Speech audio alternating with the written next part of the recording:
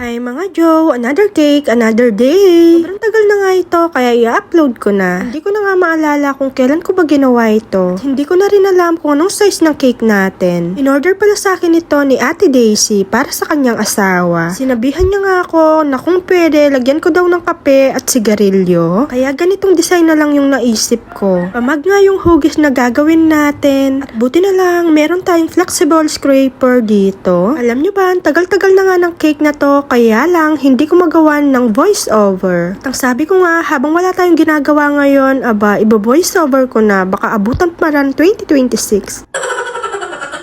At syempre, sumipag na rin tayo ng very light. At syempre, tinaasan ko nga yung icing natin para magmukhang dahil may ilalagay pa tayo dyan mamaya. At pagkatapos nga natin pakinisin, nilagay ko muna sa may chiller ng 30 minutes. After that, nag-microwave na nga ako dito ng icing natin at nakalimutan ko nga itong lagyan ng food color. Nung naalala ko na nga, buti na lang may natira pa, kaya naman naglagay ako ng food color na kulay brown. Para nga magmukhang kape yung icing natin. Kinalat-kalat ko lang para malagyan lahat. At ayan na nga, nagmukhang kape na nga yung cake natin. O diba, may pa-wave-wave pa nga tayong nalalaman. Para magmukhang realistic nga yung kape natin. At nagprint na rin tayo ng Happy 50th Birthday Papa. Nilagay ko nga dito sa may harapan. At sa handle nga natin, binalutan ko nga ng fondant detail. Dito nga medyo nakukulangan nga ako, kaya naman gumawa ko dito ng buto ng kape. Tapos dinikit-dikit ko lang sa may mug natin. After that, kinulayan ko nga ito ng food color na kulay brown para magmukhang realistic. Syempre, gumawa na rin ako ng malaking buto ng kape para ilagay sa may candle natin. At hindi rin mawawala dyan yung mahiwagang logo natin. At dahil gusto ni client na may yosi, kaya naman gumawa na rin ako ng dalawa. Para magmukhang totoo nga yung yosi natin, nagkulay nga ako sa may gilid na kulay orange. At heto na nga yung final look ng cake natin.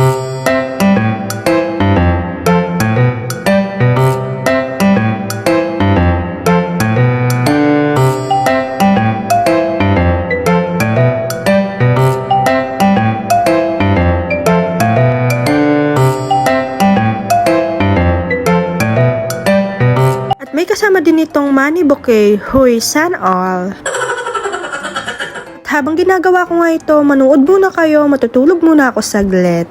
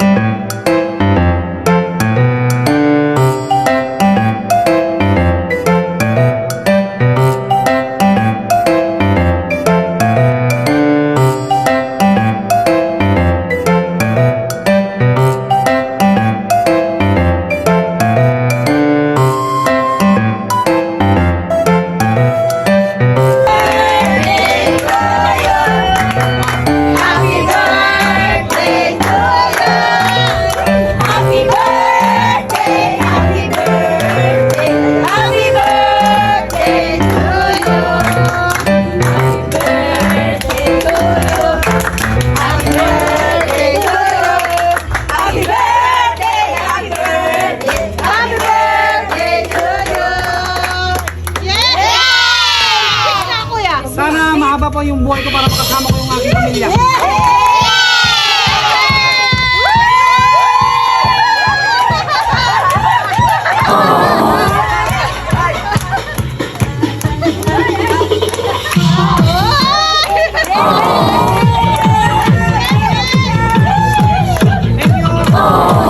At ayan na nga, for the pictorial muna ang mga person. And once again, happy birthday kuya! Belated! Hehehe!